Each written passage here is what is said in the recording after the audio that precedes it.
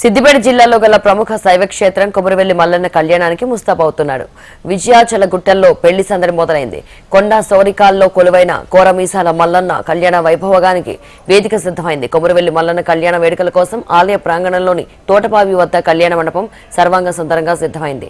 వీర శైవుల ఆటబిడ్డ అయిన మెడలమ్మను, యాదవుల ఆడబిడ్డ అయిన కేతమ్మను మల్లన్న స్వామి వీరశైవ ఆగమ శాస్త్రం ప్రకారం వివాహం ఆడనున్నారు.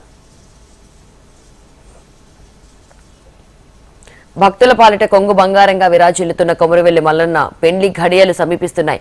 ఆలయ ప్రాంగణం వద్ద తోటపావి వద్ద కళ్యాణ మండపాన్ని ఏర్పాటు చేస్తున్నారు.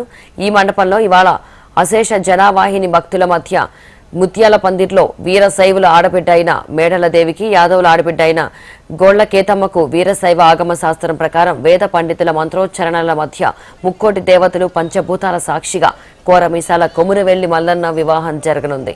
దీనికి గాను ఆలయ పరిసరాలు మామిడి తోరణాలతో, స్వామివారి రాజగోపురం విద్యుత్ దీపకాంతులతో సర్వాంగ సుందరంగా ముస్తాబైంది.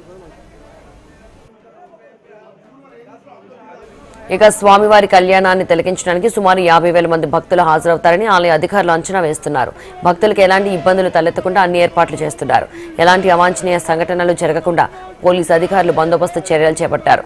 మల్లన్న కళ్యాణానికి ప్రభుత్వం తరపున పట్టు వస్త్రాలు, ముత్యాల తలంబ్రాలు దేవాదాయ శాఖ మంత్రి కొండా సురేఖ, మంత్రి పొన్నం ప్రభాకర్ తీసుకురానున్నారు. మల్లన్న కళ్యాణానికి మంత్రి కోమటిరెడ్డి వెంకటరెడ్డి, ఎమ్మెల్యే పల్ల రాజేశ్వరరెడ్డి, తలసాని శ్రీనివాస్ యాదవ్ హాజరు కానున్నారు.